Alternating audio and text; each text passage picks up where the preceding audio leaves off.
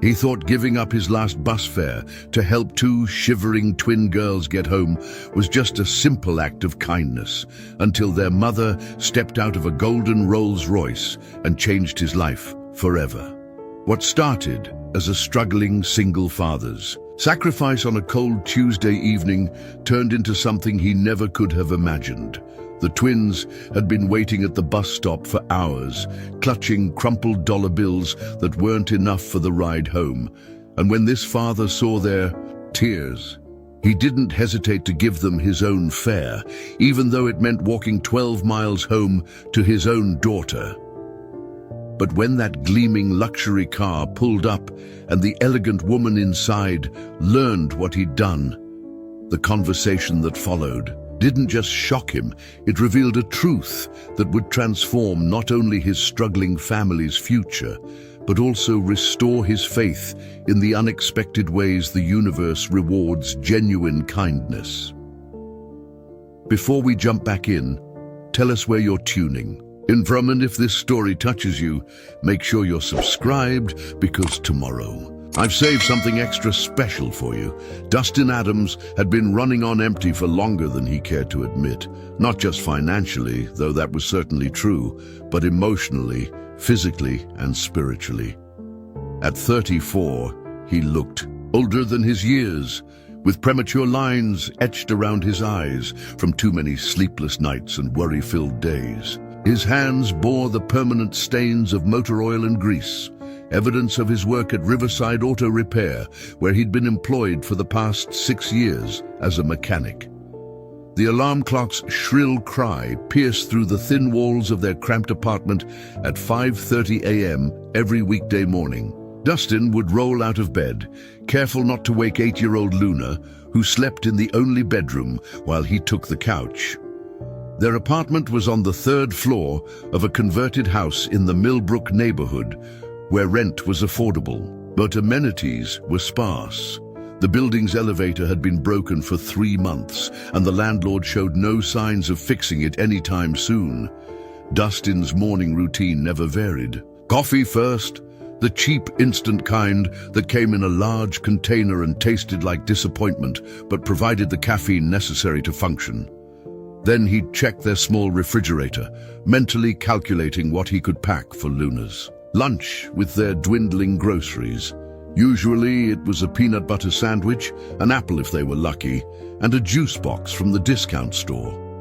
By 6:15 a.m., he'd gently shake Luna awake. She was remarkably good-natured for someone roused from sleep so early, inheriting her mother's sunny disposition rather than Dustin's tendency toward anxiety. Luna would get dressed in clothes that were clean, but often too small or slightly worn, hand-me-downs from neighbors or thrift store finds. Dustin did his best to ensure she always looked presentable, even if her wardrobe lacked the trendy items her classmates wore. The walk to Oakwood Elementary took exactly 18 minutes. If they hurried, 25, if Luna was feeling chatty or distracted by something interesting along the way. Dustin cherished these morning walks, even when they were pressed for time. It was often the only uninterrupted conversation he'd have with his daughter all day. Luna would tell him about her dreams, ask questions about everything from why the sky was blue to whether dinosaurs would have liked ice cream, and share her plans for the day ahead. After dropping Luna off, Dustin would catch the number 47 bus to downtown Millbrook, where Sterling Auto Repair sat on the corner of 5th and Main. The 20-minute bus ride cost $2 each way, $4 total that he carefully budgeted for each day. On good weeks, when he managed to pick up some overtime, or when a customer tipped him for exceptional service, those $4 felt manageable. On weeks like this one, when Luna's school supplies had cost more than expected and their electricity bill had arrived higher than usual, every dollar felt precious. Sterling Auto Repair wasn't glamorous work, but Dustin took pride in it. He had a natural gift for diagnosing engine problems, an almost intuitive understanding of how machines worked and what they needed to run smoothly.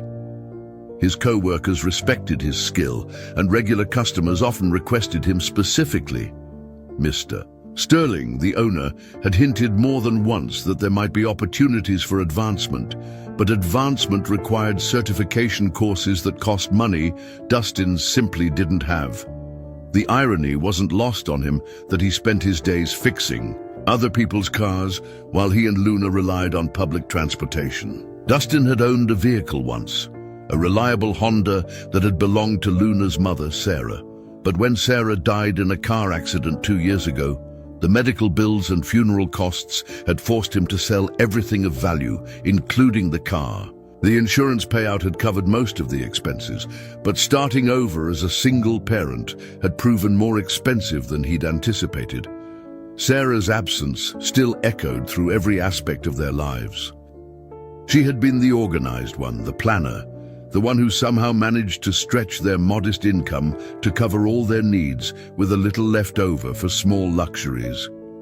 Without her, Dustin felt like he was constantly playing catch-up, always, one unexpected expense away from crisis. Evenings were the hardest part of his routine. After the bus ride home, the walk from the stop to their apartment, and the climb up 3 flights of stairs, Dustin would find Luna either at their neighbor Mrs. Chen's apartment, or if Mrs. Chen wasn't available, at the after-school program that cost $30 a week they could barely afford.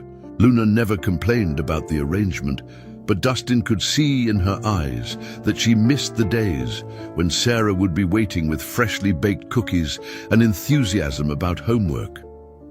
Dinner was usually something simple: spaghetti with sauce from a jar, grilled cheese sandwiches, or occasionally a rotisserie chicken from the discount grocery store that would provide meals for several days. They'd eat at their small kitchen table while Luna told him about her day in elaborate detail. She'd describe her friends, her teachers, the games they played at recess, and the books they read in class. Dustin listened intently, asking questions and celebrating her small victories. But part of his mind was always calculating how many days until payday, whether they had enough for groceries, whether Luna needed anything for school that he hadn't budgeted for. After dinner came homework time. Luna was bright and motivated, but some subjects challenged her, and Dustin sometimes felt inadequate helping with assignments that seemed far more complex than what he remembered from his own elementary school years. Still, they'd work together. At the kitchen table, Luna's papers spread out next to Dustin's own evening ritual of reviewing their budget and planning for the next day.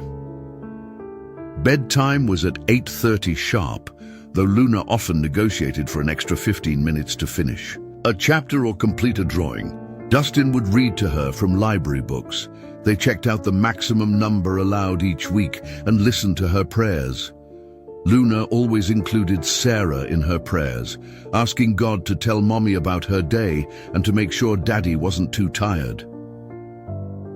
After Luna fell asleep, Dustin's real day began.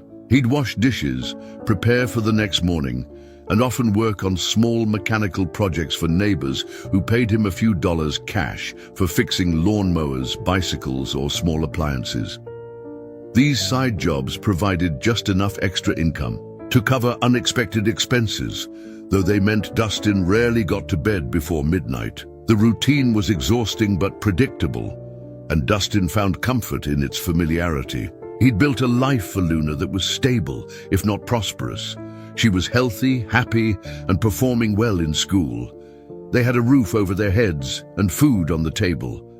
By most measures, he was succeeding as a single parent, even if it felt like he was constantly struggling to keep his head above water. But on this particular Tuesday evening, in late October, as Dustin finished his shift at Sterling Auto Repair and walked toward the bus stop with exactly $2 in his pocket, his fare home, he had no idea that his carefully maintained routine was about to be shattered by an act of kindness that would change everything. The October evening air carried the sharp bite of approaching winter as Dustin approached the Millbrook Transit Center. The sun had already dipped below the horizon, leaving the sky painted in deep purples and grays. Streetlights flickered on one by one, casting long shadows across the concrete platform where commuters waited for their respective buses home. Dustin checked his watch. 6:47 p.m. The number 47 bus to Oakwood wasn't due for another 8 minutes, which gave him time to mentally prepare for the evening ahead.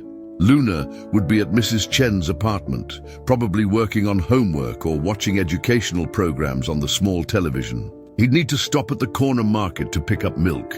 They were down to their last few sips, and Luna's cereal in the morning was non-negotiable. As he settled onto one of the worn metal benches, Dustin noticed he wasn't alone at the stop.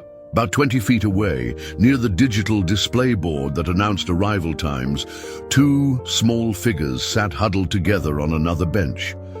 Even in the dim lighting, he could tell they were young, maybe 7 or 8 years old, and they appeared to be identical twins. The girls were dressed similarly in pink jackets that looked expensive, but were clearly too thin for the dropping temperature. Their dark hair was styled in matching ponytails tied with ribbons that coordinated with their outfits. They sat close, together, occasionally whispering to each other, and both clutched what appeared to be crumpled dollar bills in their small hands. What struck Dustin immediately was how out of place they seemed. The Millbrook Transit Center wasn't typically where you'd find well-dressed young girls unaccompanied by adults, especially as evening fell. Most of the commuters at this hour were working adults heading home, shift workers, or students from the community college.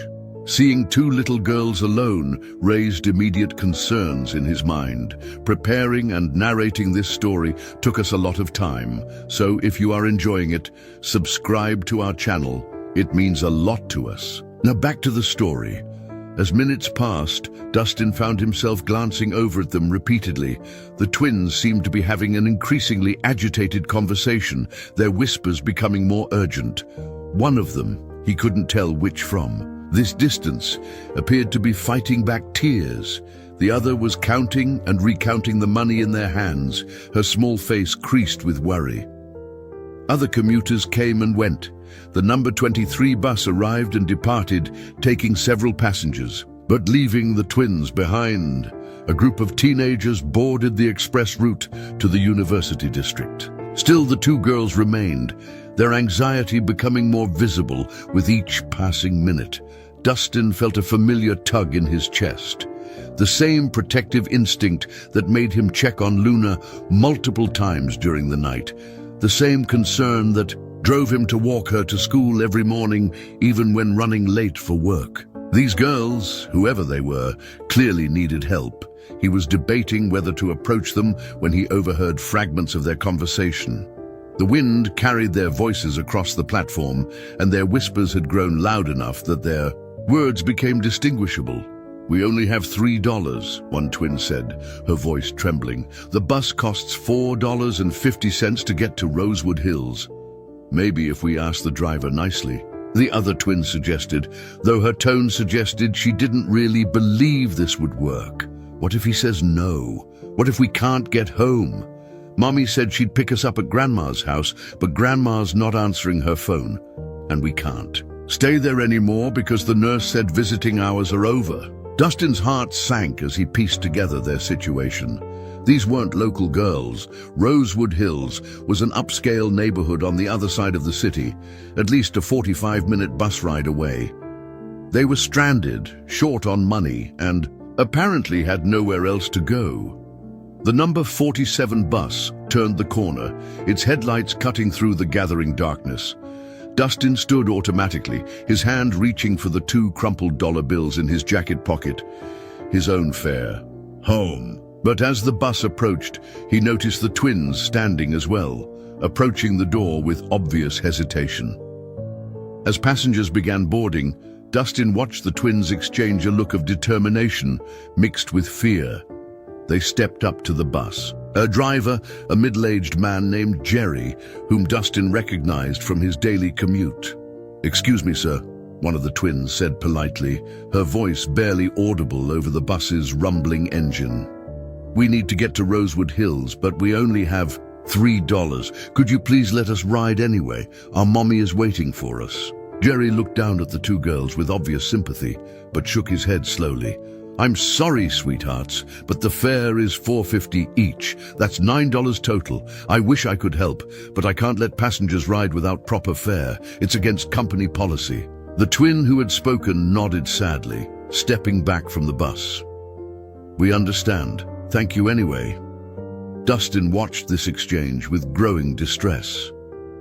The bus driver wasn't being cruel. He was simply following rules that existed for good reasons. But these two little girls were about to be left alone at a transit center as darkness fell, with no way to get home and apparently no one to call for help. Other passengers were boarding around the twins, some casting sympathetic glances, but continuing on their way. In a few moments, the bus would depart, leaving the girls stranded. Dustin could see them huddling together again, and now both were clearly fighting back tears.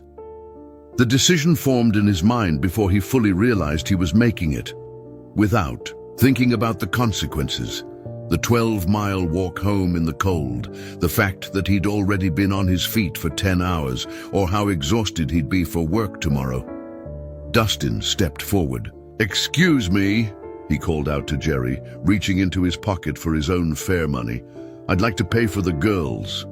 The twins turned to look at him with wide, surprised eyes. Jerry paused in collecting tickets from other passengers. Several commuters who had already boarded turned to see what was happening. You sure about that? Jerry asked quietly. That's $9, and it looks like you've only got enough for your own ride. Dustin looked down at the two hopeful faces staring up at him, their relief and gratitude already visible, despite his help being only a possibility, not yet a certainty. In that moment, he thought about Luna, about how he'd want someone to help her if she were ever in a similar situation, about the kind of person Sarah had always encouraged him to be. I'm sure, he said, handing Jerry his $2. Here's what I have toward their fare. Let me see what else I can find.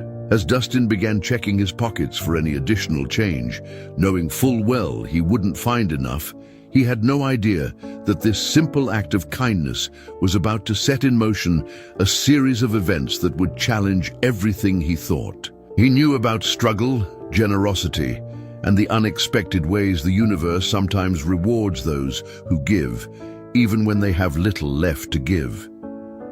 As Dustin searched through his pockets, desperately hoping to find enough loose change to make up the difference, he became acutely aware of how many people were watching this scene unfold. The bus engine continued its low rumble, and Jerry waited patiently, though Dustin could sense the driver's growing concern about staying on schedule.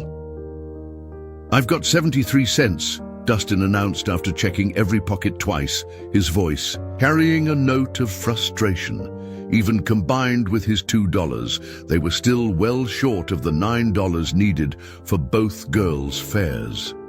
One of the twins, the one who had initially spoken to the driver, stepped closer to Dustin. Up close, he could see that her pink jacket, while stylish, had a small tear near the left elbow, and her shoes showed signs of having walked considerable distances recently.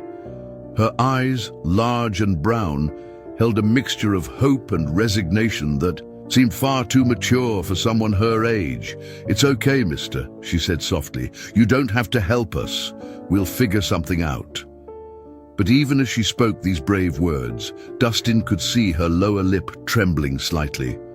Her twin sister stood beside her, clutching their combined $3 so tightly that her knuckles had turned white. No, Dustin said firmly, making a decision that surprised even himself. Jerry, take my $2.73 for their fare. I'll figure out another way home. Jerry's eyebrows rose in surprise. That's still not enough, Dustin. And how are you going to get home? It's got to be 10-12 miles to your neighborhood. I'll walk, Dustin replied, though the prospect of a 12-mile walk after a 10-hour workday filled him with dread. These girls need to get home more than I need to ride the bus, Before Jerry could respond, several other passengers had overheard the conversation. A woman in a nurse's uniform who often rode the same bus as Dustin reached into her purse. "I've got $2, she offered. An elderly man near the back called out, "I can spare $1.50. Within moments, other passengers were contributing spare change, dollar bills, and quarters. The collective generosity of strangers created an impromptu fundraising effort that quickly produced not just the $9 needed for the twins' fare, but an additional $3. "Take this too," said a construction worker, pressing the extra money into Dustin's hand. "For your fare home. Nobody should have to walk 12 miles for doing the right thing." As the twins boarded the bus, the first girl turned back to Dustin. "What's your name?" she asked. "Dustin," he replied. "Dustin Adams." "I'm Sophia," she said solemnly, "and this is my sister Isabella. We'll never forget what you did for us today." Isabella, who had been quietly observing everything, stepped forward and wrapped her small arms around Dustin's waist in an unexpected hug. "Thank you for being kind to us," she whispered. As the bus pulled away, Dustin found himself standing on the platform, still processing what had just happened. The interaction had lasted less than 10 minutes, but something about it felt significant in a way he couldn't quite articulate. There had been something about the twins, their polite demeanor, their obvious distress, and the way they carried themselves, that suggested their story was more complex than two girls simply needing bus fare. During his own ride home on the next bus, Dustin found himself replaying the encounter. The girls had mentioned visiting their grandmother, something about visiting hours being over, and their mother picking them up at Grandma's house. But if their mother was planning to collect them, why hadn't she provided adequate transportation? Money? And why were two such young girls traveling alone across the city in the first place? The more he thought about it, the more questions arose. Their clothing, while showing signs of wear, had clearly been expensive originally. Their speech patterns were articulate and polite in a way that suggested good education and upbringing. Yet they had been stranded at a bus stop with insufficient funds, apparently without adult supervision or backup plans. When Dustin arrived home and climbed the 3 flights of stairs to their apartment, he found Luna already in her pajamas, having eaten dinner with Mrs. Chen. As he tucked her into bed that night, he found himself thinking about Sophia and Isabella. They appeared to be close to Luna's age, and he couldn't help but imagine how frightened Luna would be in a similar situation. "Daddy, you look thoughtful tonight," Luna observed as he kissed her goodnight. "Did something interesting happen at work?" Dustin considered telling her about the twins, but decided against it. Instead, he simply said, "I met some people today who reminded me how important it is to help others when we can." Luna nodded seriously. "Mummy used to say that kindness always comes back to you, but sometimes it takes a while to travel the circle." As Dustin settled onto the couch that served as his bed, Sarah's words echoed through Luna's innocent voice. He wondered if the twins had made it home safely, whether their mother had been waiting for them as planned, and if they would remember this evening as just a minor inconvenience or something more significant. He had no way of knowing that across the city, in a mansion in Rosewood Hills, Sophia and Isabella were telling their mother about the kind stranger who had sacrificed his own bus fare to help them get home. Nor could he know that their mother, Amara Scott, was already making inquiries about how to find and properly thank the man who had shown such generosity to her daughters. What Dustin did know, as he drifted off to sleep, was that something about the encounter felt unfinished. There had been a quality to the twins' gratitude that suggested they understood the magnitude of his sacrifice in a way that seemed unusual for girls their age. Most children would have simply accepted the help and moved on, but Sophia and Isabella had looked at him with an intensity that suggested they recognized something deeper about his gesture. As sleep finally claimed him, Dustin had no idea that his simple act of kindness had set in motion a chain of events that would soon bring one of the most unexpected encounters of his life directly to his doorstep. 3 days passed without Dustin giving much thought to the encounter with the twins. Life had a way of pulling his attention back to immediate concerns. Luna's math homework that required more patience than he felt he possessed after long workdays. A customer's car at Sterling Auto Repair that had developed a mysterious rattling sound no one could diagnose, and the persistent worry about their dwindling bank account balance. It was Friday afternoon when the first unusual thing happened. Dustin was under the hood of a 2018 Toyota Camry, wrestling with a stubborn alternator belt, when his phone buzzed with a text message from an unknown number. "Mr. Adams, this is Sophia from the bus stop.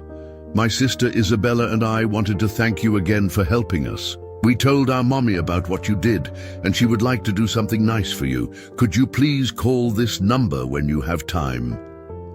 Sophia."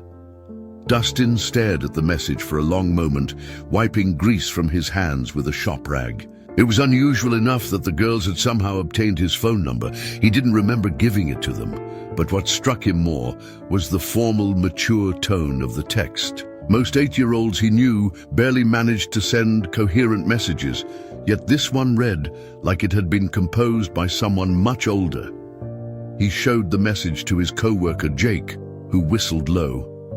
"That's either really sweet or really weird. Man, how'd a couple of kids get your number?" "I have no idea," Dustin admitted.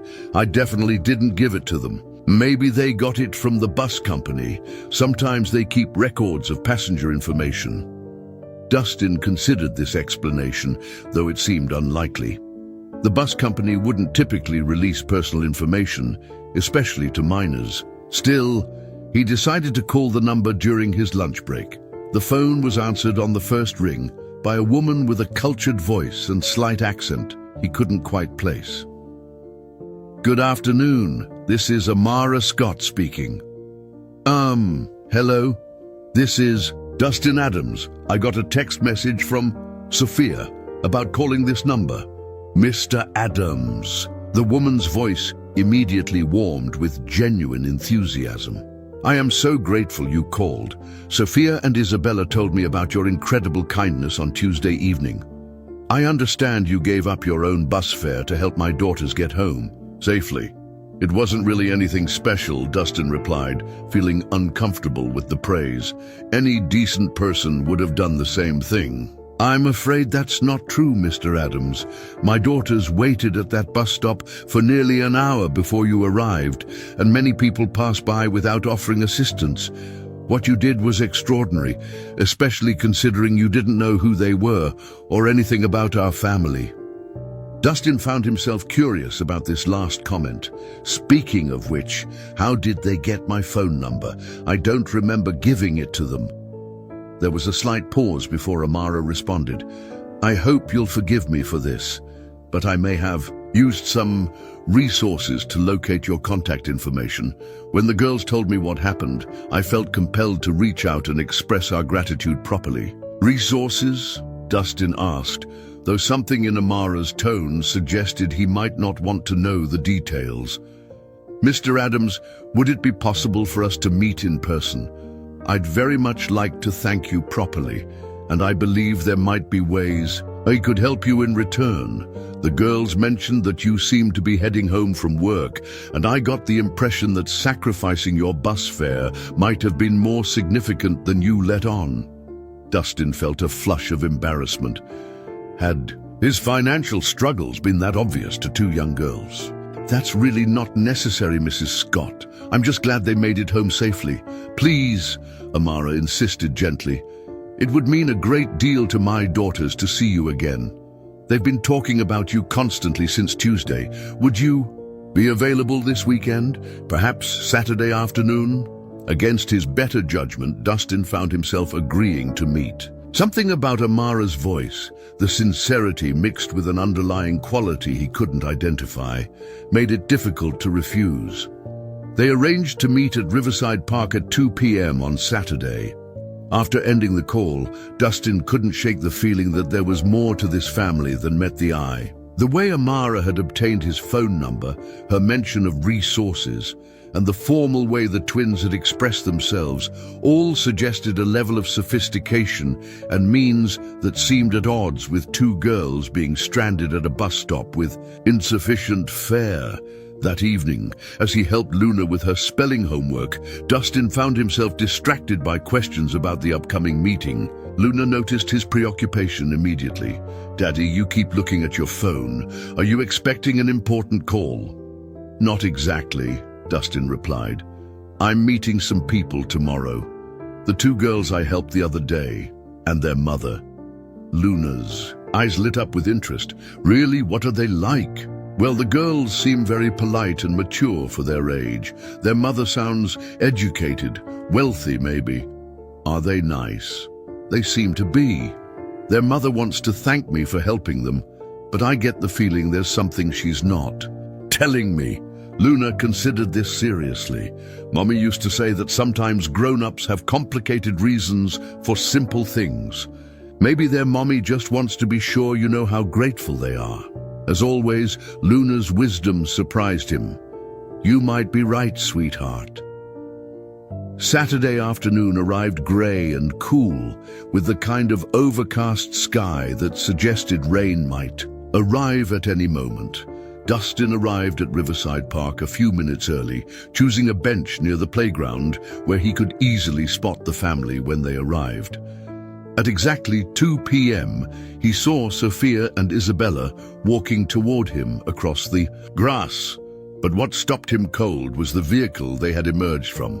Parked at the curb, gleaming even under the cloudy sky, was a Rolls Royce Phantom in an unusual golden color that seemed to catch and reflect every available ray of light. Following behind the twins was a woman who could only be their mother. Amara Scott was elegantly dressed in a way that spoke of both wealth and refined taste, but it was her bearing, confident yet approachable, that immediately commanded attention. As she drew closer, Dustin could see that she shared her daughter's large brown eyes, though hers held a depth of experience that suggested she had lived through more than her relatively young appearance might indicate. "Mr. Adams," Amara said, as she approached, extending a perfectly manicured hand. "Thank you so much for agreeing to meet with us." As Dustin shook her hand, he noticed that her jewelry, while understated, was clearly expensive. Everything about Amara Scott suggested significant wealth, which made the twins' situation on Tuesday evening even more puzzling. "Please call me Dustin," he replied, still trying to process the disconnect between this obviously affluent family and two girls who had been stranded without adequate bus fare. "Dustin," Amara repeated with a smile. "I hope you don't mind, but I took the liberty of bringing some coffee and pastries. I thought we might have quite a bit to discuss. As they settled onto the park bench, with Sophia and Isabella flanking their mother, Dustin found himself facing questions he hadn't even known he should ask. But one thing was becoming increasingly clear. This was no ordinary family, and Tuesday evening's encounter had been far more significant than he had initially realized. As they settled on the park bench, Amara opened an elegant wicker basket and began laying out what appeared to be gourmet coffee in thermal containers and pastries that looked like they'd come from an upscale bakery. The twins sat quietly, occasionally glancing at Dustin with the same intense gratitude he'd noticed at the bus stop. "Before we begin," Amara said, pouring coffee into real ceramic cups rather than disposable ones, "I want you to know that what you did for Sophia and Isabella meant more to our family than you could possibly understand." Dustin accepted the coffee, noting its rich aroma, clearly not the instant variety he was accustomed to. "I'm still not entirely sure I understand what happened that night.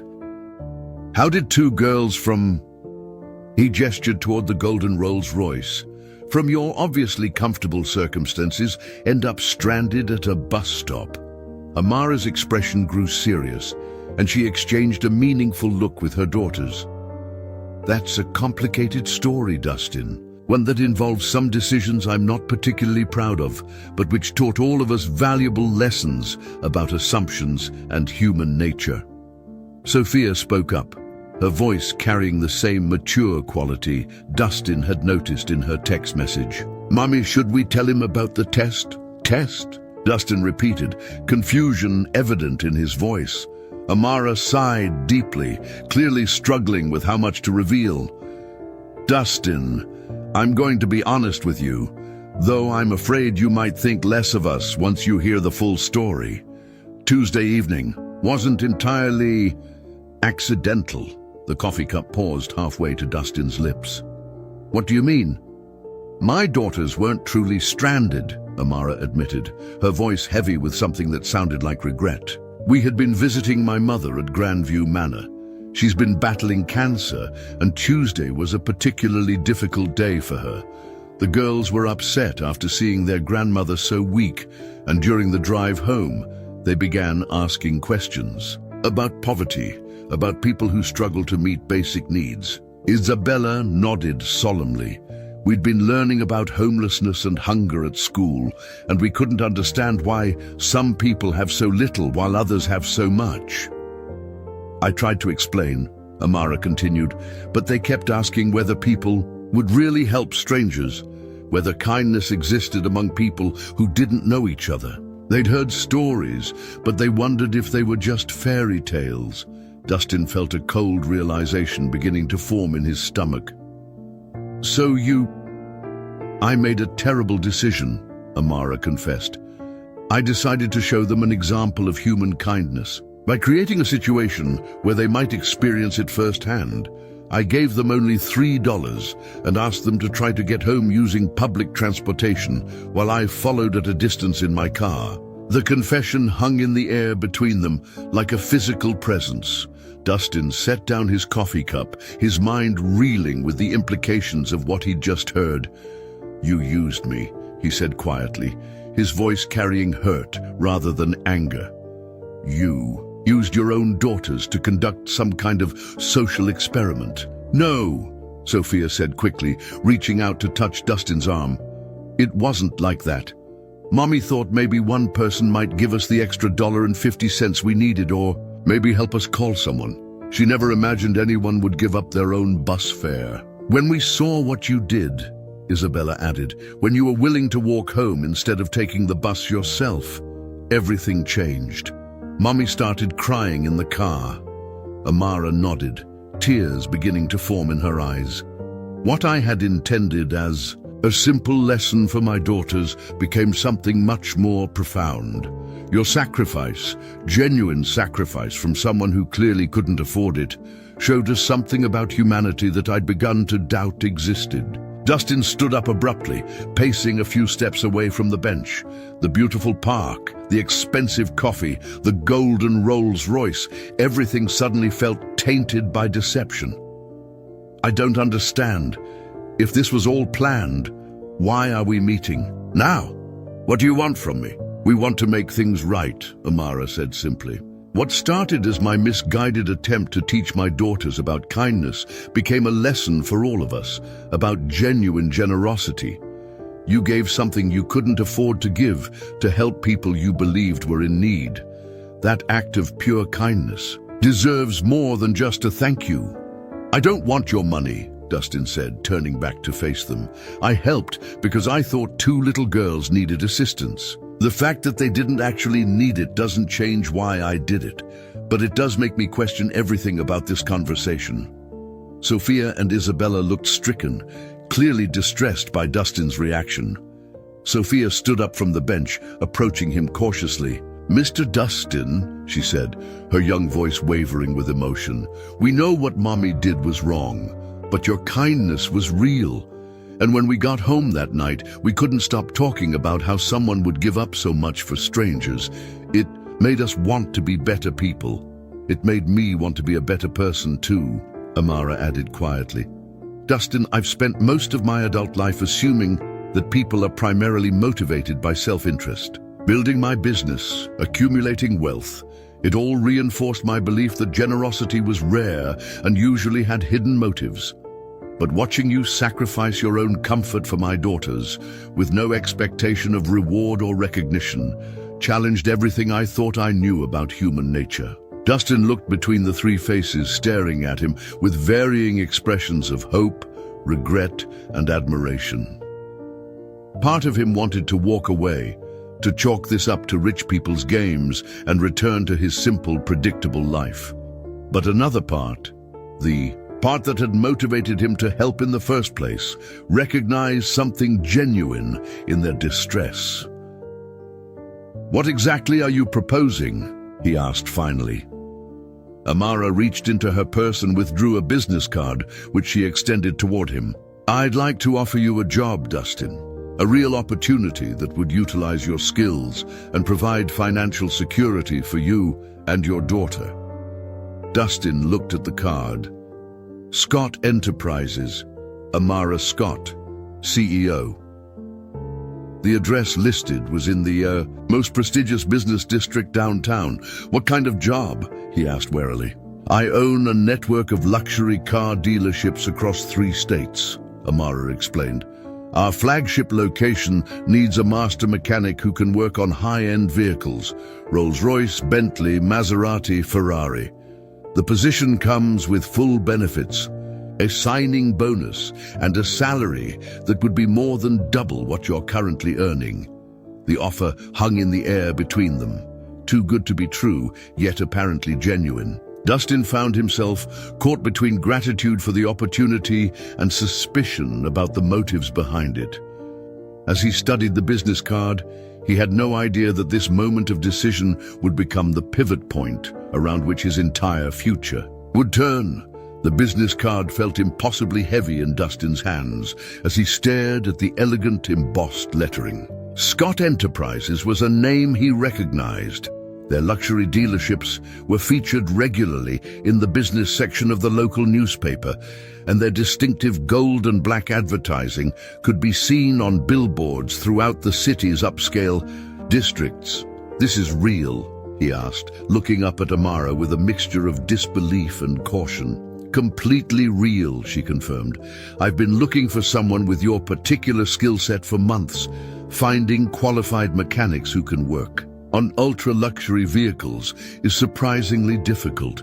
Most technicians specialize in common makes and models." Dustin thought about his current position at Sterling Auto Repair, where he worked primarily on domestic vehicles and aging imports. The idea of working on cars worth more than most people's houses was both thrilling and intimidating. "How do you know I'm qualified for something like that?" he asked. "You've never seen my work." Amara smiled slightly. "After Tuesday evening, I may have done some research on you. I spoke with your current supervisor, Mr. Sterling, who had nothing but praise for your diagnostic abilities and work ethic. I also contacted several of your regular customers, who described you as the most honest and skilled mechanic they'd ever worked with." The realization that Amara had been investigating him should have felt invasive, but instead Dustin found himself impressed by her thoroughness. It suggested this offer wasn't just an impulse driven by guilt, but a genuine business and proposition. "Mr. Sterling knows about this?" Dustin asked.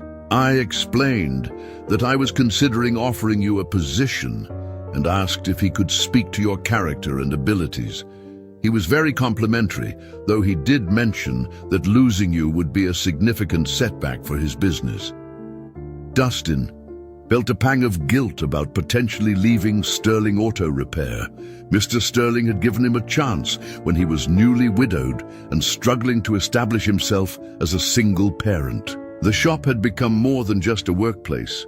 It was where he'd learned to rebuild his confidence and find purpose after Sarah's death. "I'd need time to think about this," Dustin said carefully.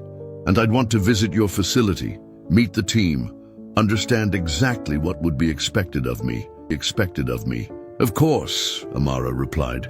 In fact, I'd insist on it. This decision shouldn't be made lightly by either of us. What would you say to visiting our main location Monday morning? You could shadow our current lead technician, see the equipment we work with, and get a feel for the environment. Isabella, who had been quietly listening to the conversation, suddenly spoke up. Will Mr. Dustin bring his daughter to see the cars? I bet she'd like the pretty ones. The mention of Luna brought Dustin back to his primary concern. This job would provide better opportunities for my daughter. Significantly better, Amara confirmed. The position includes full family health coverage, a retirement plan with company matching, paid vacation time, and educational assistance benefits that would help with your daughter's future college expenses. These benefits sounded almost too good to be true. Dustin's current job provided basic health insurance with a high deductible, no retirement benefits, and the kind of financial uncertainty that kept him awake at night, worrying about unexpected expenses. There's something else, Amara continued, her tone becoming more personal. The girls have been asking if they could meet your daughter.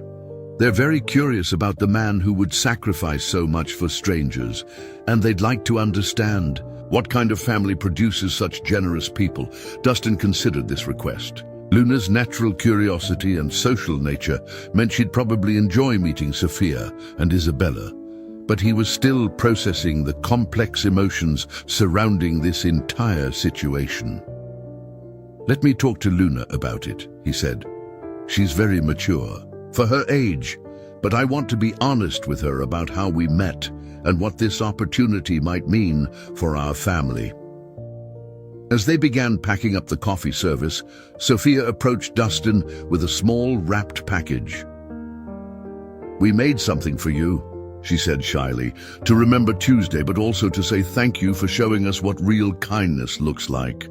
Dustin unwrapped the package to find a handcrafted photo frame made from what appeared to be expensive wood, with "Acts of kindness change everything" carved along the bottom in elegant script. Inside was a photo that took his breath away. It showed him at the bus stop, captured from a distance, as he handed money to the bus driver while the twins looked up at him with obvious gratitude. "When did you take this?" he asked, studying the image. "Mommy took it from the car," Isabella explained. She said she wanted to remember the moment when someone proved that good people really exist. The photo was beautifully composed and professionally printed, clearly the work of expensive equipment and skilled processing. But what struck Dustin most was how the image captured something he hadn't been aware of in the moment. The expressions on all three faces told a story of genuine human connection that transcended the circumstances that had brought them together. That evening, Dustin sat at their small kitchen table with Luna, the photo frame positioned between them, as he explained the situation as honestly as he could. He told her about helping the twins, about discovering that their mother was wealthy and had been conducting a test, and about the job offer that could change their lives. Luna listened intently, asking thoughtful questions and studying the photograph, with the serious expression she wore when processing important information. "So they weren't really in trouble," she said finally, "but you helped them anyway because you thought they were." "That's right. And now their mommy wants to help us because she was impressed by your kindness." "Essentially, yes." Luna was quiet for several minutes, tracing the carved words on the frame with her finger. "Daddy, do you think mommy would approve of this job?" The question caught Dustin off guard. Luna rarely brought up Sarah directly, though her mother's influence was evident in many of Luna's observations and values. "I think," Dustin said carefully, "that your mommy would want us to make decisions based on what's best for our family and what aligns with our values. What do you think about it?" "I think," Luna said solemnly, "that if someone wants to reward kindness, maybe that's the universe's way of taking care of us, And I think Mommy would want you to have a job where people appreciate how good you are at fixing things." As they prepared for bed that night, Dustin realized that Luna's simple wisdom had helped clarify something important. This opportunity wasn't just about money or career advancement. It was about working with people who valued the same qualities that Sarah had always encouraged in him. Monday morning couldn't come soon enough. Monday morning arrived with crisp, autumn air and the kind of clear sky that made everything seem full of possibility. Dustin had spent the weekend alternating between excitement and anxiety about visiting Scott Enterprises, carefully researching luxury vehicle specifications online and trying to prepare himself for what might be a completely different world. From Sterling Auto Repair, the Scott Enterprises flagship location occupied an entire city block in the Meridian District, the most prestigious commercial area in the city. As Dustin approached the gleaming glass and steel building, he was struck by its architectural elegance, modern yet timeless, with the kind of understated luxury that whispered wealth rather than shouting it. The showroom floor was a temple to automotive excellence. Pristine vehicles were positioned like sculptures under carefully designed lighting, each one representing more money than Dustin had ever earned in a single year. A midnight blue Rolls Royce Phantom, similar to Amara's golden one, sat prominently near the entrance, its presence commanding respect even from visitors who had no intention of purchasing. "Mr. Adams?"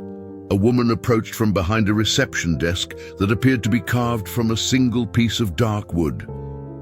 "Ms. Scott is expecting you. She asked me to bring you to her office first before you tour the service facility." Dustin followed her through a corridor lined with photographs of classic luxury vehicles and awards recognizing Scott Enterprises' achievements in customer service and business excellence. The photos told the story of a company that had grown from a single dealership to a regional empire over the past 15 years. Amara's office was on the third floor, with floor-to-ceiling windows that provided a panoramic view of the city. The key space was elegantly appointed but felt functional rather than ostentatious, the office of someone who worked seriously rather than someone who simply owned things. "Dustin," Amara said, rising from behind a desk where she'd been reviewing what appeared to be financial reports. "Thank you for coming. I hope you're ready for an interesting morning." She was dressed in a sharp business suit that conveyed authority without sacrificing femininity, her hair pulled back in a style that suggested she'd already been working for hours despite the early time. "Before we tour the facility," she continued, "I want to share something with you that will help explain why this opportunity means so much to me personally." Amara gestured for Dustin to sit in one of two comfortable chairs positioned near the windows, then took the seat across from him. For a moment, she seemed to be gathering her thoughts, staring out at the city skyline. "The story I told you Saturday about testing human kindness, that was true, but it wasn't the complete truth," she began. "What I didn't tell you was why I felt compelled to conduct that test in the first place." Dustin waited, sensing that whatever Amara was about to reveal would be significant. 15 years ago, I was in a very different situation than I am today," she continued, her voice taking on a vulnerable quality he hadn't heard before. "I was a single mother, recently divorced, working 3 jobs just to keep food on the table and a roof over Sophia and Isabella's heads." This revelation struck Dustin like a physical blow. The elegant, confident woman sitting across from him seemed so far removed from the struggle, he knew intimately that he had difficulty processing her words. "3 jobs?" he asked. "I cleaned office buildings at night, worked at a diner during lunch hours, and did data entry from home whenever the girls were sleeping. Some weeks I worked 90 hours and still couldn't pay all our bills." Amara's eyes grew distant, as if she were seeing scenes from a past life. "There were nights when I'd count and recount the money in my purse, trying to figure out how to stretch $12 until payday. I remember standing in grocery stores, calculating the cost of every item, putting things back, because we couldn't afford them. Dustin felt a familiar ache in his chest, the recognition of shared experience that transcended current circumstances. One winter evening, Amara continued, I was with the girls at a bus stop, much like the one where you met them. We'd been to a free clinic because Isabella had been running a fever for days, and I couldn't afford to take her to our regular doctor. I had exact change for the bus ride home, but when we got to the stop, I realized I'd miscounted. We were short $1.50. The parallel to Tuesday evening's encounter was unmistakable, and Dustin began to understand the deeper significance of what had happened between them. It was snowing, getting dark, and the girls were tired and sick. I was trying not to panic, trying to figure out what to do when a man approached us. He was clearly coming home from some kind of manual labor job. His clothes were dirty, he looked exhausted, and I could tell he didn't have much money. Amara paused, her voice becoming thick with emotion. Without hesitation, he gave us the money we needed for the bus fare. When I tried to thank him, to ask for his address so I could repay him, he just said, "Pass it forward when you can." Then he walked away into the snow. Dustin sat in silence, understanding now why his actions on Tuesday had affected Amara so profoundly. I never forgot that man, she continued. His kindness kept us from walking 6 miles in a snowstorm with a sick toddler. But more than that, his generosity during what was one of the darkest periods of my life restored my faith in human decency. What happened after that? Dustin asked softly. I was determined to change our circumstances. I used the computer skills from my data entry job to start a small business helping other small businesses with their bookkeeping. Gradually, I built a client base. Eventually, I was able to quit the other jobs and focus entirely on building the business. Amara stood and walked to her desk, picking up a framed photograph that she handed to Dustin. It showed a younger version of herself with the twins, standing in front of a modest apartment building. That was our home then, she said. 1 bedroom, broken heating, but it was ours. The girls slept in the bedroom, and I slept on a pull-out couch in the living room. The similarity to Dustin's current living situation was striking and clearly intentional. The business grew beyond my wildest expectations, Amara continued. Within 5 years, I was able to purchase this dealership. Within 10 years, I owned 3 locations. But success brought its own challenges. I became cynical, suspicious of people's motives, convinced that everyone was primarily motivated by self-interest. She returned to her chair, leaning forward intently. When the girls started asking questions about poverty and kindness, I realized they'd become exactly the kind of person who would have walked past us that night 15 years ago. Wealth had insulated me from the daily struggles that teach us compassion, so the test was my attempt to show them that genuine kindness still existed, while also testing my own beliefs about human nature. I expected someone might help with $1 or $2. I never imagined anyone would make the kind of sacrifice that stranger made for us so many years ago. Amara's eyes filled with tears. When you gave up your bus fare for my daughters, you became that stranger for me all over again. You reminded me of who I used to be and who I want to be again. The revelation hung between them, transforming everything Dustin thought he understood about the past week's events. This wasn't just about a job opportunity or even about rewarding kindness. It was about one person's attempt to reconnect with their own humanity. The position I'm offering you, Amara said quietly, isn't charity. It's an investment in the kind of person I want working for this company.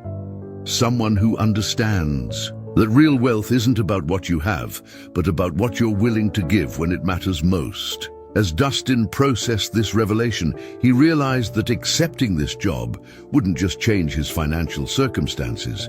It would make him part of a story that had been unfolding for 15 years. A story about how kindness travels in circles, touching lives across time and circumstance in ways that seem almost impossibly perfect. The tour of Scott Enterprises' service facility left Dustin speechless. The automotive workshop was unlike anything he'd ever experienced, a cathedral of precision engineering where luxury vehicles received care that bordered on reverence. The facility housed diagnostic equipment that cost more than most people's homes, lifts that moved with whisper-quiet precision, and tool sets that represented the pinnacle of automotive technology. Marcus Rodriguez, the current lead technician, served as Dustin's guide through the facility. Marcus was a man in his early 50s with calloused hands and the confident bearing of someone who had mastered his craft over decades of experience. "Mrs. Scott tells me you've got natural diagnostic instincts," Marcus said as they paused beside a silver Bentley Continental that was receiving routine maintenance. "That's the most important quality in this work. These machines are incredibly sophisticated, but they still respond to someone who understands their language." Dustin ran his hand along the Bentley's elegant lines, marveling at the craftsmanship. "I've worked on plenty of cars, but nothing like this." "The principles are the same," Marcus assured him. "It's just that everything here is built to tolerances that demand absolute precision. A mistake that might be forgivable on a 10-year-old sedan could cost $50,000 on one of these vehicles." As they moved through the facility, Marcus explained the technical requirements of the position. The job would involve not just repair work, but also pre-delivery inspections for new vehicles, customization installations for wealthy clients, and ongoing maintenance for a roster of customers who treated their automobiles as investments rather than mere transportation. "The learning curve is steep," Marcus admitted, "but Ms. Scott has approved paid training at the manufacturer facilities. You'd spend 2 weeks each at Rolls Royce, Bentley and Maserati training centers, learning their specific procedures and earning certifications." The idea of manufacturer training was almost as appealing as the salary increase. Dustin had always been largely self-taught, learning through experience and informal mentorship. The prospect of formal education in luxury automotive technology represented an opportunity he'd never imagined possible. After the facility tour, Amara invited Dustin to join her for lunch at an elegant restaurant near the dealership. As they settled into a quiet corner booth, she pulled out a folder containing what appeared to be detailed employment documents. "I want to be completely transparent about what this position entails," she said, opening the folder. "The salary is significantly higher than what you're currently earning, but the expectations are correspondingly elevated." She walked him through the compensation package, a base salary that was indeed more than double his current income, plus performance bonuses that could add another 20% annually. The benefits package included premium health insurance with no deductible, a retirement plan with substantial company matching, 3 weeks of paid vacation, and the educational assistance program she'd mentioned. "There's also a signing bonus," Amara added, sliding another document across the table, "to help with your transition and to acknowledge the disruption this change might cause in your life." Dustin looked at the figure and had to read it twice to ensure he hadn't misunderstood. The signing bonus alone was more than he typically earned in 6 months. "This is incredibly generous," he said quietly. "But I have to ask, are you offering all of this because you feel guilty about the bus stop situation? Or because you genuinely believe I can do this job?" Amara's expression grew serious. "Dustin, I don't build businesses by making emotional decisions. Everything about this offer is based on legitimate business needs and your demonstrated qualifications. The fact that it also allows me to help someone who showed extraordinary kindness to my family is a bonus." not the foundation. She leaned forward, her tone becoming more personal. I've spent the past week having detailed conversations with your current supervisor, your regular customers, and even your landlord and neighbors. Everyone describes you as reliable, honest, hard-working, and naturally gifted with mechanical problems. Those are the qualities I need in this position. You talk to my neighbors? Dustin asked, surprised. I spoke with Mrs. Chen, who watches. Luna sometimes. She had nothing but praise for how you've raised your daughter under difficult circumstances. She also mentioned that you regularly help other tenants with minor repairs without expecting payment. The thoroughness of Amara's research was both impressive and slightly overwhelming. It suggested a level of serious consideration that went far beyond impulse or guilt. There's one more thing, Amara continued, reaching into her purse. The girls wanted to contribute something to this conversation. She handed Dustin a sealed envelope with his name, written in careful script across the front. Inside, he found a letter written in alternating handwriting, clearly composed jointly by Sophia and Isabella. Dear Mr. Dustin, the letter began. We wanted to write to you before Mommy offered you the job because we wanted you to know that we think you would be perfect for it. Not just because you're kind, though you are very kind, but because we've been learning about what makes someone good at their work. The letter continued with surprising insight. Mommy says the best employees are people who care about doing things right. Even when no one is watching, we think someone who would give up their bus fare for strangers probably cares about doing things right all the time. We also think your daughter Luna is very lucky to have a daddy who thinks about other people's feelings, and we hope we can be friends with both of you. The letter concluded, we promise we weren't testing you anymore after that first night. Everything since then has been real friendship and real gratitude. We hope you will come work with Mommy because she needs more people around her who remember what it's like to worry about bus fare. Love, Sophia and Isabella. Dustin folded the letter carefully, unexpectedly moved by the children's earnest words. Their perspective on the situation helped clarify something important. This opportunity wasn't about charity or guilt, but about bringing together people who shared similar values and experiences. They wrote that entirely on their own, Amara said. I didn't see it until this morning. They're remarkable girls, Dustin replied. You've raised them with real empathy and wisdom. I've tried, though I'm afraid wealth sometimes insulates children from the experiences that naturally develop compassion. Meeting you reminded all of us about the importance of staying connected to what really matters. As they finished lunch, Amara outlined the timeline for a potential transition. She was willing to give him a week to make his decision, and if he chose to accept, she'd work with Mr. Sterling to ensure a smooth departure that wouldn't leave his current employer in a difficult position. Take time to discuss this with Luna, she urged. This decision affects both of you, and children often have insights that adults miss.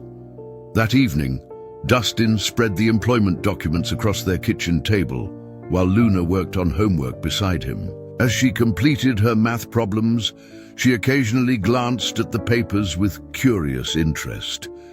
Is that the job stuff? She asked when she finished her assignments. It is.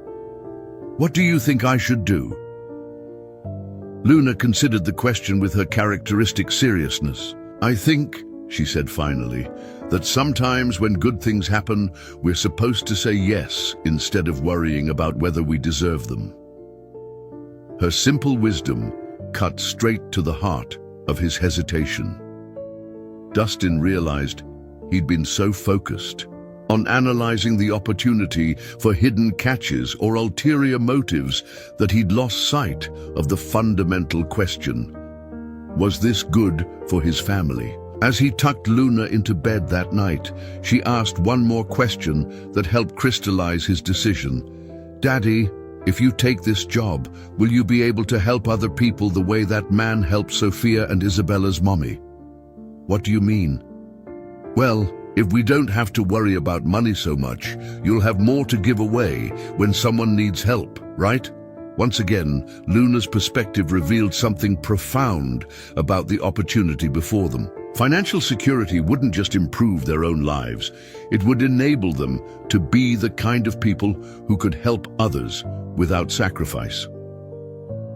As Dustin fell asleep that night, he realized his decision had already been made. Tuesday morning, Dustin called Amara's office before his shift at Sterling Auto Repair began. His hands were slightly unsteady as he dialed, not from nervousness about the decision, but from the magnitude of what accepting this position would mean for his and Luna's future. Ms. Scott's office. This is Jennifer speaking. This is Dustin. Adams, could I speak with Ms. Scott, please? She's expecting my call. Of course, Mr. Adams, please hold one moment. The brief pause felt eternal, filled with the weight of a decision that would reshape everything about their lives. When Amara's voice came through the phone, it carried a warmth that immediately put him at ease. Dustin, good morning. I hope you've had time to think things through. I have, he replied, taking a deep breath. I'd like to accept your offer, Ms. Scott. I want to work for Scott Enterprises. The silence that followed lasted several seconds, and for a moment Dustin wondered if the call had been disconnected. Then he heard what sounded distinctly like Amara crying softly. Ms. Scott, are you all right? I'm sorry, she said, her voice thick with emotion. I realize this might sound strange, but your acceptance means more to me than just filling a position. It feels like completing a circle that began 15 years ago. They spent the next 20 minutes discussing practical details. Amara insisted on meeting with Mr. Sterling personally to ensure Dustin's departure didn't create hardship for Sterling Auto Repair. She offered to provide transition assistance, including temporary contract work for any specialized repairs that might arise before Mr. Sterling could hire and train a replacement. I don't want your kindness to inadvertently cause problems for someone who's been good to you, she explained. Mr. Sterling gave you an opportunity when you needed it most. I respect that kind of loyalty. Dustin's conversation with Mr. Sterling later that morning proved to be both easier and more emotional than he'd anticipated. His boss listened to the offer details with the pragmatic interest of someone who understood both business opportunities and employee needs. Son, Mr. Sterling said after hearing the full story, this isn't just a job change. This is a life transformation. If you turned this down out of loyalty to me, I'd question your judgment. The older man stood from behind his cluttered desk and walked to the window overlooking the shop floor where Dustin had spent the past 6 years learning, growing, and rebuilding his confidence after Sarah's death. You came to me broken, Mr. Sterling continued, his voice gentle but firm. Lost your wife, struggling with a little girl to raise, barely keeping your head above water. I gave you a job, but you gave this place something more valuable: integrity, skill, and the kind of work ethic that made my customers trust us. He turned back to face Dustin. Now someone's offering you a chance to use those same qualities in a position that'll provide real security for your family. Any boss worth his salt would celebrate that, not resent it. That afternoon, Mr. Sterling called an impromptu shop meeting. The mechanics gathered around Dustin's primary work bay, where a 2015 Ford Explorer sat with its hood open, the last repair he'd complete at Sterling Auto. Most of you know Dustin's situation, Mr. Sterling began. Single dad, been working here 6 years. Does the best diagnostic work I've seen in 30 years of business. Well, he's been offered a position with Scott Enterprises that's going to change his family's life. Jake, Dustin's closest co-worker, let out a low whistle. Scott Enterprises? That's the big leagues, man. Those guys work on cars worth more than my house. Exactly, Mr. Sterling continued. It's the kind of opportunity that doesn't come along often, and Dustin's earned it through pure hard work and character. What happened next surprised Dustin completely. Carlos, the shop's oldest mechanic, stepped forward with an envelope. We took up a collection, Carlos said gruffly, clearly uncomfortable with sentiment, but determined to express it anyway. Nothing, Benzi. Just something to help with your transition. Maybe buy some new work clothes that don't have our shop's logo on them. Dustin opened the envelope to find nearly $400 in cash, clearly contributions from every employee in the shop, including the office staff and even the part-time porter who swept floors and organized inventory. You guys didn't need to do this, Dustin said, his voice breaking slightly. Yeah, we did, replied Maria, the shop's office manager. You've helped every one of us at some point. Covered shifts when we were sick, stayed late to finish jobs when we had family emergencies, never asked for anything in return. This is our way of saying we're proud of you.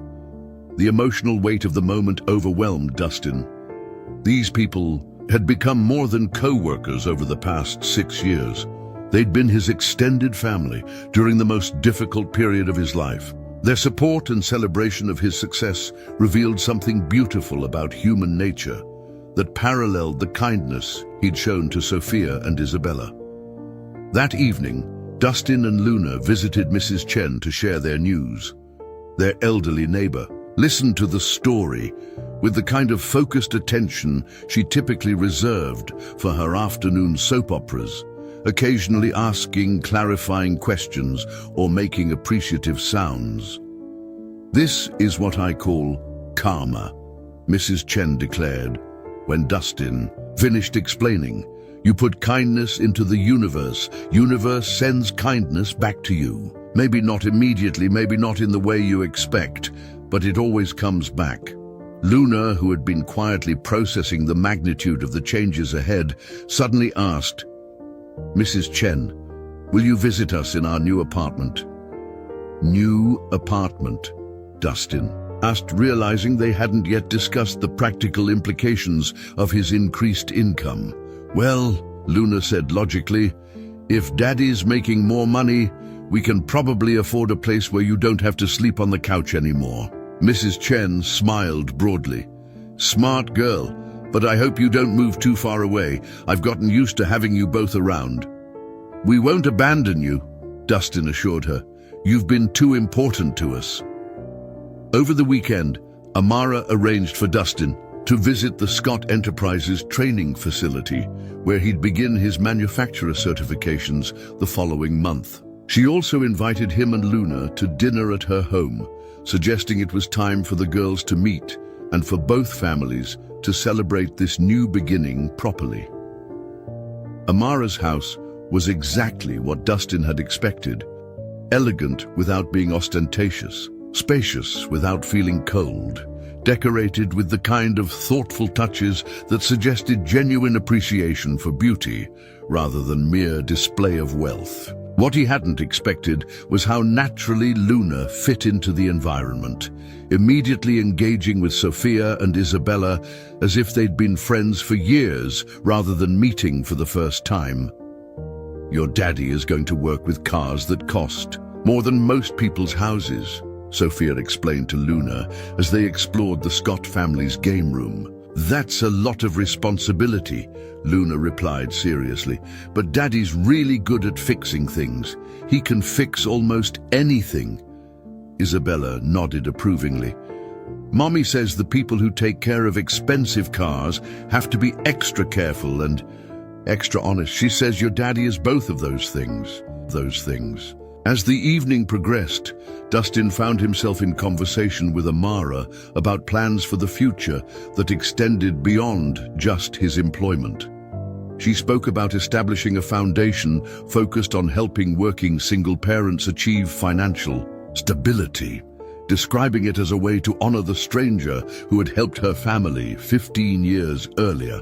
I've been thinking about this for years, she explained, as they watched their daughters play together in the backyard. But I never found the right inspiration or the right perspective. Meeting you reminded me that I'm in a position to be that stranger for other people, to provide the kind of help that changes trajectories rather than just addressing immediate needs. What would something like that look like? Dustin asked, intrigued by the concept. Scholarships for trade school certifications, small business loans with favorable terms, emergency assistance funds for people facing temporary crises. The kind of support that helps people build sustainable improvements rather than just survive day to day. The conversation revealed another layer to their developing relationship. This wasn't just about an employer and employee, or even about two families brought together by circumstance. It was about shared values and complementary perspectives that could create something meaningful for their community. As they prepared to leave that evening, Luna approached Amara with the kind of directness that children often bring to important questions. "Ms. Amara," she said solemnly, "are you going to be like family to us now?" Amara knelt to Luna's eye level, her expression soft with affection. "Would you like that, Luna?" "I think so," Luna replied. "Daddy and I don't have very much family, and Sophia and Isabella seem like they'd be good sisters." "Then yes," Amara said, glancing at Dustin with a smile that carried promises of friendship, support, and shared adventures ahead. "I think we're going to be like family." As they drove home that night, Luna fell asleep in the passenger seat while Dustin reflected on the extraordinary chain of events that had brought them to this moment. 2 weeks ago, he'd been a struggling single father whose biggest concern was stretching their grocery budget until payday. Now he was embarking on a career that would provide not just financial security, but genuine professional fulfillment, while building relationships that promised to enrich their lives in ways that had nothing to do with money. The transformation felt almost impossibly perfect, yet it had all stemmed from a simple decision to help two children who appeared to need assistance. As Mrs. Chen had said, kindness did indeed travel in circles, returning to those who gave it freely in forms more beautiful than they could have ever imagined.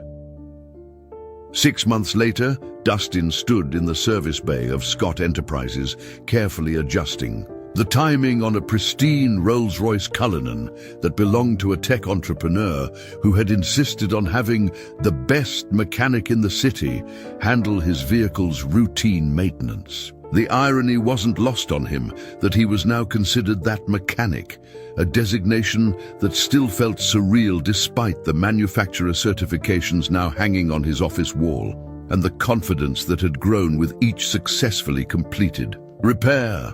The transformation in his professional life had been remarkable, but it paled in comparison to the changes in his personal circumstances. Dustin and Luna now lived in a spacious 2-bedroom apartment in the Riverside Commons complex, a development that offered everything their previous residence had lacked: reliable heating, functioning appliances, a community playground, and neighbors who had become genuine friends rather than simply people who shared the same building. Luna's bedroom was painted in the soft lavender she'd chosen, with built-in shelves that housed her growing collection of books. No longer limited to weekly library visits, she could now own the stories she loved most. Her school supplies came from the higher-end stores rather than discount chains, and her clothing, while still practical, was new rather than second-hand. More importantly, she radiated the confidence that came from knowing her basic needs were secure. The changes went far beyond material improvements. Dustin's relationship with work had been transformed from a daily struggle to make ends meet into genuine professional satisfaction. Each day brought new challenges that engaged his problem-solving abilities, and the respect he'd earned from clients and colleagues had restored his sense of professional pride. Marcus Rodriguez had become both mentor and friend, patiently guiding Dustin through the intricacies of luxury vehicle maintenance, while sharing wisdom accumulated over decades in the automotive industry. Their partnership had proven so effective that Amara had recently promoted Dustin to co-lead technician, with the understanding that he would eventually assume Marcus's role when the older man retired in 2 years. "You've got natural instincts that can't be taught," Marcus had told him just last week. "But more than that, You approach every job like it matters personally to you. That's rare in any field, but especially valuable here where we're dealing with people's prized possessions. The manufacturer training had exceeded Dustin's expectations, providing not just technical knowledge, but exposure to automotive engineering principles that had expanded his understanding of how vehicles functioned at fundamental levels. He'd returned from the Bentley facility in South Carolina with new appreciation for precision manufacturing, while the Rolls Royce training in England had been a revelation about the intersection of traditional craftsmanship and modern technology. But perhaps the most significant transformation had been in Dustin's relationship with financial security. For the first time since Sarah's death, he could make decisions based on what was best for his family rather than what they could afford. Luna's college fund grew steadily with automatic contributions that didn't strain their monthly budget. Emergency expenses, when Luna needed glasses or when their car required unexpected repairs, became minor inconveniences rather than major crises.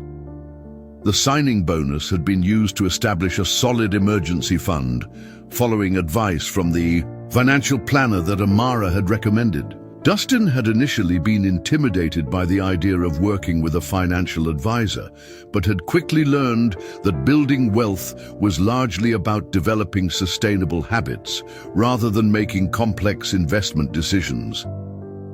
The most important thing, the advisor had explained, is that you are now earning enough to save for the future while still enjoying the present. That's a luxury many families never achieve. This financial stability had enabled Dustin to become the kind of person he'd always wanted to be, someone who could help others without sacrificing his family's security. When Mrs. Chen had needed assistance with medical bills, he'd been able to help without hesitation. When a former co-worker from Sterling Auto Repair had faced unexpected unemployment, Dustin had provided temporary support while the man searched for new work. Most significantly, he'd been able to contribute meaningfully to the foundation that Amara had established 6 months earlier. The Scott Family Foundation focused on providing emergency assistance and educational opportunities for working single parents, and Dustin served on its advisory board, helping to evaluate applications and ensure that assistance reached people who could benefit most from temporary support. "You bring a perspective that I can't provide," Amara had told him when inviting him to join the board. "I remember what it felt like to struggle, but that was 15 years ago. You understand the current reality of what families face when they're working hard but still barely getting by." The foundation had already helped 12 families avoid eviction through emergency rent assistance, provided certification training for 6 parents seeking to advance their careers, and established a scholarship program for the teenagers of single parents. Each success story felt personally meaningful to Dustin, who saw reflections of his own previous struggles in every application they approved. Luna had adapted to their new circumstances with the resilience that had always characterized her personality, but also with a maturity that sometimes surprised the adults around her. She'd insisted on continuing to volunteer at the community center, where they'd occasionally received assistance during their most difficult times, explaining that people helped us when we needed it, so now we should help other people. Her friendship with Sophia and Isabella had deepened into genuine sisterhood, with regular playdates, sleepovers, and shared adventures that enriched all 3 girls' lives. The twins had introduced Luna to experiences she'd never had access to: art classes, horseback riding lessons, travel to places beyond their immediate city, while Luna had taught them about resilience, gratitude, and finding joy in simple pleasures. "Luna helps us remember what's really important," Isabella had told her mother after a particularly meaningful conversation about the differences between wanting things and needing things. The relationship between the two families had evolved into something deeper than friendship. Amara had become a trusted advisor for major decisions, while Dustin provided practical perspectives that helped ground her sometimes ambitious ideas in realistic implementation strategies. They developed an easy partnership that benefited both families while maintaining appropriate boundaries and mutual respect. Dustin had initially worried about the power dynamics inherent in their employer-employee relationship, but Amara had proven skilled at compartmentalizing their professional and personal interactions. At work, she was clearly the boss, making final decisions and providing strategic direction. Outside of work, she treated him as an equal partner in their various shared endeavors, seeking his input and respecting his opinions on matters both large and small. I've learned that good relationships are built on mutual respect rather than equal resources, she'd explained when Dustin had raised concerns about their different financial situations. You contribute things to our friendship that have nothing to do with money, perspective, authenticity, and the kind of grounded wisdom that comes from overcoming real challenges. The impact on Luna's education had been particularly meaningful. While she continued attending Oakwood Elementary, Dustin was now able to supplement her classroom learning with tutoring, enrichment programs, and educational experiences that expanded her horizons considerably. Her teachers had noticed increased confidence and engagement, attributing the change to improved stability at home. Luna seems much more relaxed this year, her teacher had mentioned during a recent parent conference. She's always been bright, but now she participates more actively in class discussions and seems willing to take academic risks. It's wonderful to see.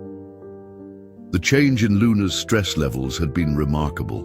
She no longer worried about whether they could afford school supplies or whether unexpected expenses might force them to move again. This security had freed her to focus on learning, friendship, and the normal concerns of childhood, rather than the adult worries that had sometimes shadowed her earlier years.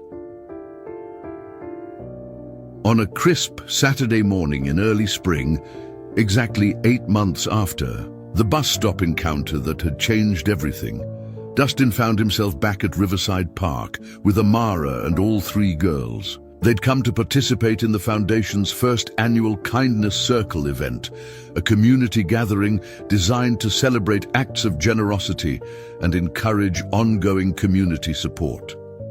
Families who had received assistance from the Foundation shared their stories alongside volunteers who had provided help, creating a network of people connected by shared experiences and mutual support. The event had drawn nearly 200 participants, representing a cross-section of the community that might never have interacted under other circumstances. "This is what I envisioned when we started the Foundation," Amara said as they watched Luna, Sophia, and Isabella organizing games for younger children, not just providing help, but creating connections between people who can support each other going forward. Dustin nodded, observing how naturally the children moved between different family groups, including kids they'd just met in their activities, without regard for differences in background or circumstances. "They don't see the things that make adults hesitant to connect," he observed. "Maybe that's what we need to learn from them," Amara replied. As the afternoon progressed, Dustin found himself in conversations with other Foundation beneficiaries.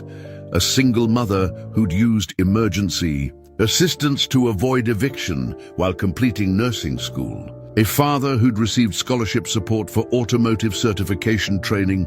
A grandmother raising her grandchildren who'd been connected with community resources that had stabilized their situation. Each story reinforced his understanding of how relatively small interventions could create dramatic improvements in families' trajectories. The woman who'd avoided eviction was now working as a registered nurse, earning enough to provide stability for her 2 sons. The father with automotive training had found employment that paid nearly double his previous wage. the grandmother, had connected with support services that had transformed her overwhelming responsibility into manageable community partnership. The ripple effects go far beyond the immediate assistance, Amara had noted in her remarks to the gathered families. When we help one parent achieve stability, we improve outcomes for their children, strengthen their communities, and create positive examples that inspire others to both seek help when needed and provide help when possible. As the event concluded, Dustin realized that the transformation in his own life had enabled him to become part of something much larger than personal success. The job opportunity had provided financial security, but the relationships and community connections that had grown from that initial encounter had created a network of mutual support that enriched many lives beyond his own family. That evening, as he tucked Luna into her own bed in their comfortable apartment, she asked the kind of reflective question that had become characteristic of their bedtime conversations. "Daddy, do you think that man who helped Ms. Amara 15 years ago knows how many people his kindness ended up helping?" Dustin considered the question seriously. "I don't think he could have imagined it, sweetheart. When we help someone, we usually can't see all the ways that kindness might spread. Like when you helped Sophia and Isabella, you couldn't know that. Ms. Amara would start the foundation that's helped all those other families." Exactly. That's why it's important to help when we can, even when we can't see the bigger picture. Luna was quiet for a moment, then said, "I want to remember that when I grow up. That even small kindnesses can become big things if we let them." As Dustin turned off her bedroom light and settled in his own room, a luxury he still appreciated every night, he reflected on the extraordinary chain of events that had brought them to this point. The decision to give up his bus fare had been spontaneous, motivated by immediate compassion rather than any expectation of future reward. Yet that simple act had opened doors to opportunities, relationships, and community connections that had transformed not just his family's circumstances, but their entire understanding of what was possible.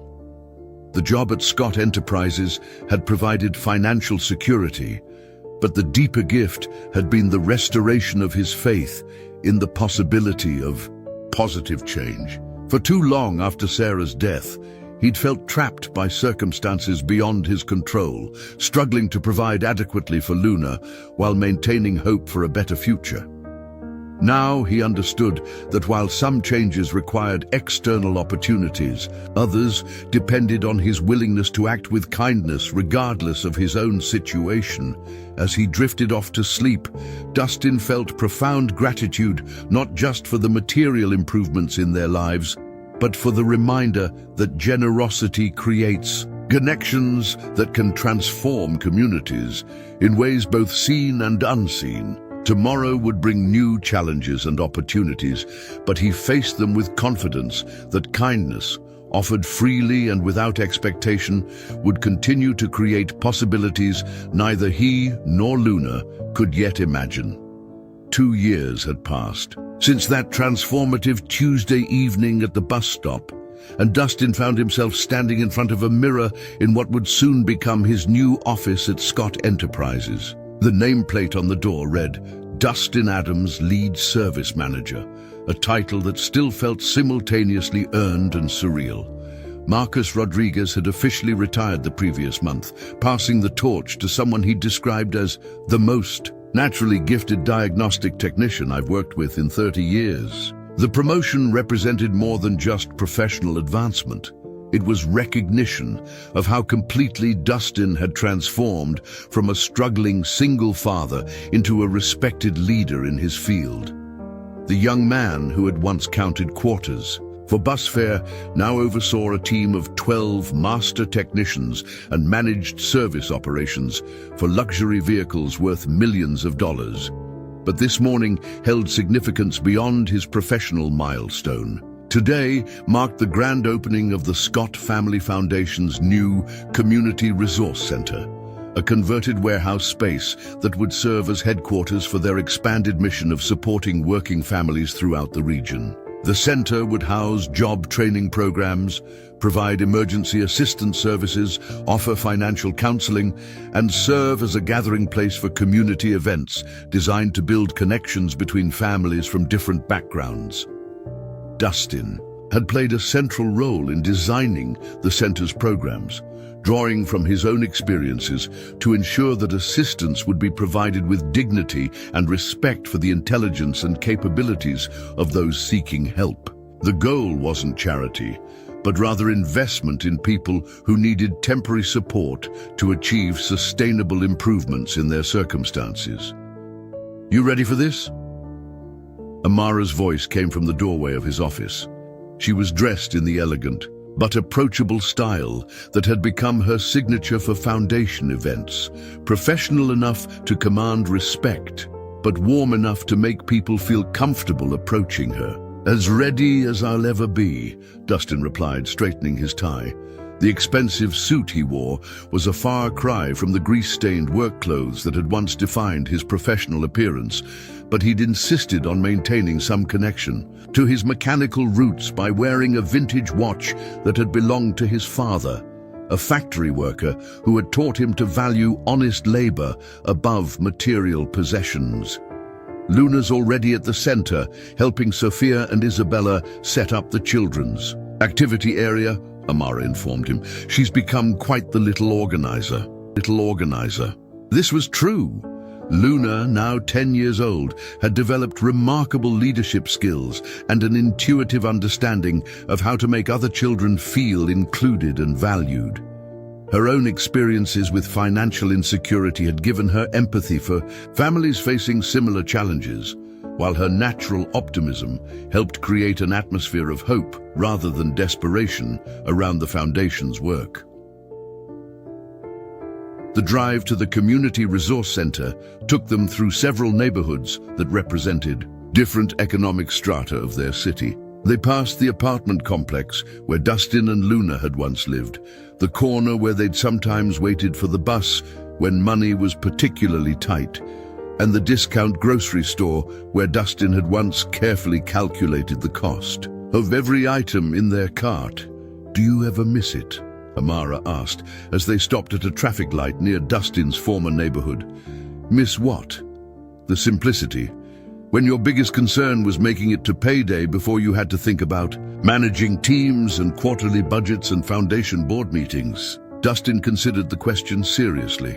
"I miss the clarity sometimes," he admitted. "When you're struggling to survive, you know exactly what your priorities are.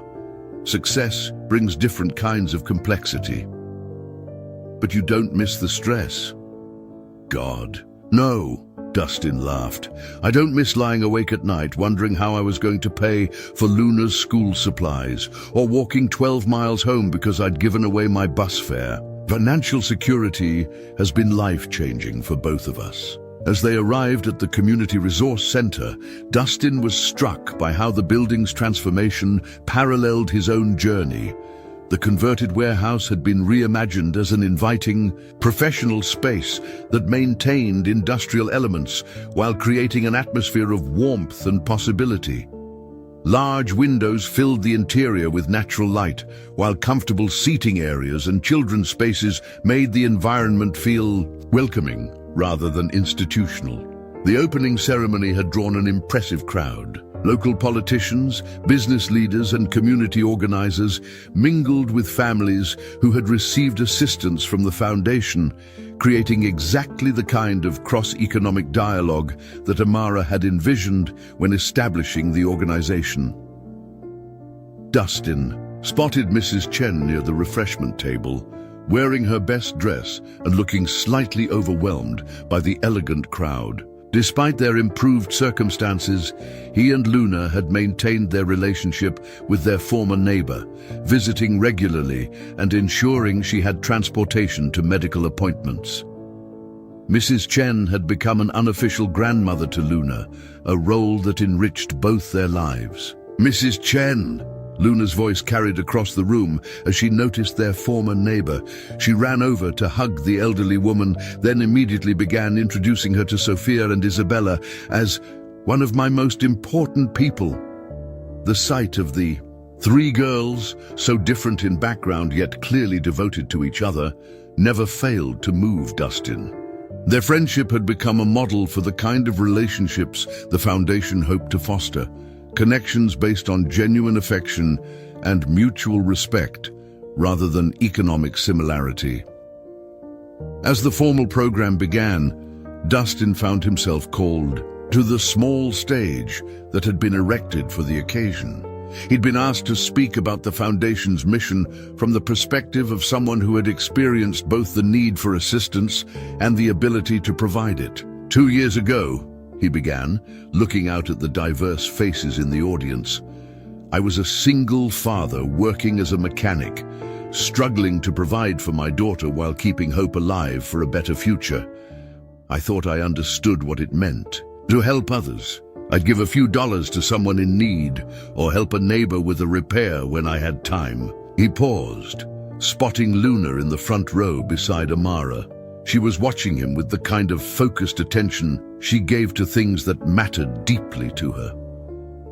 But I learned something important that night when I gave up my bus fare to help two girls I'd never met before.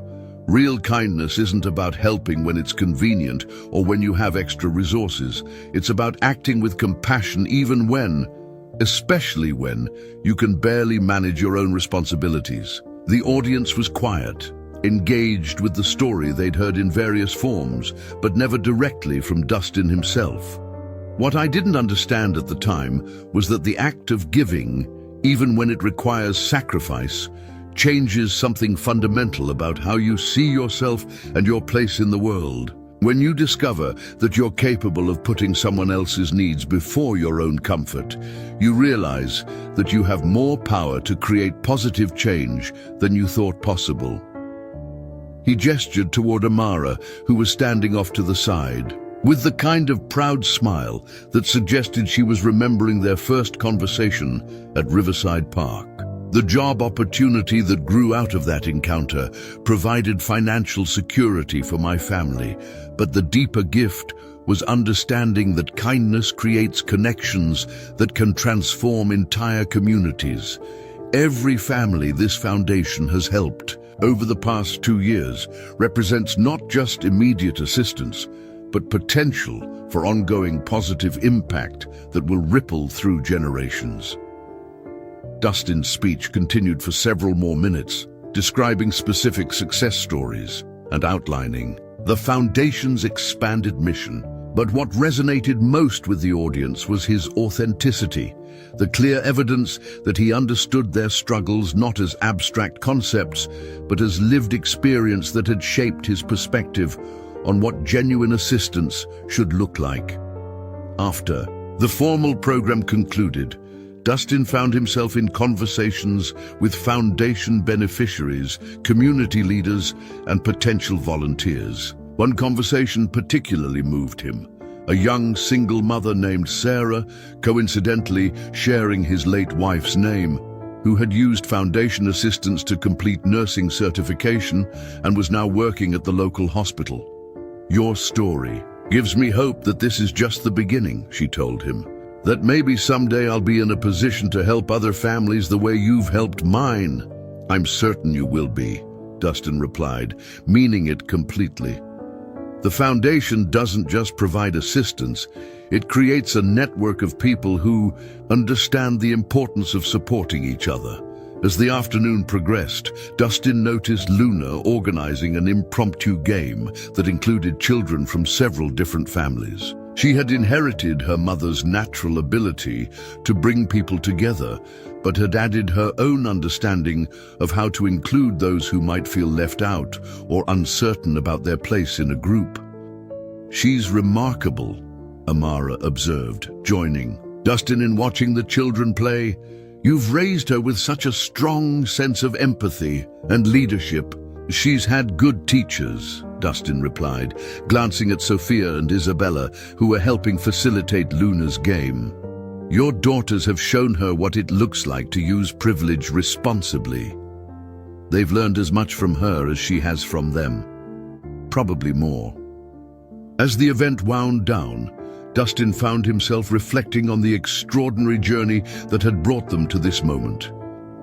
The bus stop encounter that had seemed like a simple act of kindness had evolved into something far more complex and meaningful, a testament to how individual actions could create cascading positive effects that touched dozens of lives. The Scott Family Foundation had now assisted 47 families with emergency support, provided job training for 31 adults, established college scholarships for 18 high school seniors, and created a community network that continued to generate mutual support long after formal assistance ended. Each success story represented not just individual improvement, but potential for ongoing positive impact that would benefit future generations. That evening, as Dustin, Luna, Amara, Sophia, and Isabella gathered for dinner at Amara's house, a tradition that had developed over the past 2 years, the conversation turned to future plans and dreams. Luna spoke excitedly about her interest in becoming a teacher, specifically wanting to work with children from families facing economic challenges. They want to help kids understand that their circumstances don't define their possibilities, she explained, with the kind of mature insight that continued to surprise the adults around her. Sophia and Isabella discussed their own emerging interests. Sophia was drawn to business and social entrepreneurship, while Isabella showed artistic talents that she hoped to combine with community service. Both girls spoke about their plans with an awareness of social responsibility that reflected their mother's values and their friendship with Luna. It's interesting, Amara observed, how the next generation seems to understand instinctively that success carries obligations to help others. Maybe that's the most important lesson we can teach them. Later that night, after returning to their apartment, which they'd chosen to keep despite being able to afford something larger because they loved their community and wanted to remain connected to their roots, Dustin and Luna settled into their evening routine. But instead of their usual bedtime story, Luna had a request. "Daddy, will you tell me again about the night you met Sophia and Isabella? But this time, tell me what you were thinking and feeling, not just what happened." Dustin smiled, settling beside her bed. This story had become a family legend, but Luna's request for the emotional details suggested she was beginning to understand its deeper significance. "I was tired," he began, "and worried about money and looking forward to getting home to you. When I saw those 2 little girls counting their money and looking so worried, I felt the same kind of protective concern I feel for you. Even though you didn't know them, even though I didn't know them, I think when you become a parent, you start seeing all children as deserving of protection and kindness.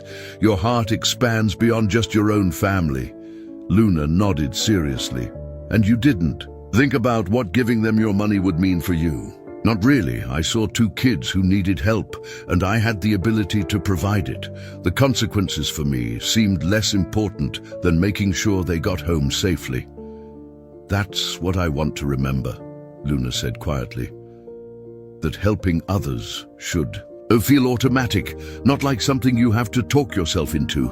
As Dustin kissed her goodnight and turned off her bedroom light, he realized that Luna had articulated something profound about the nature of genuine kindness. The decision to help Sophia and Isabella hadn't been the result of careful consideration of costs and benefits.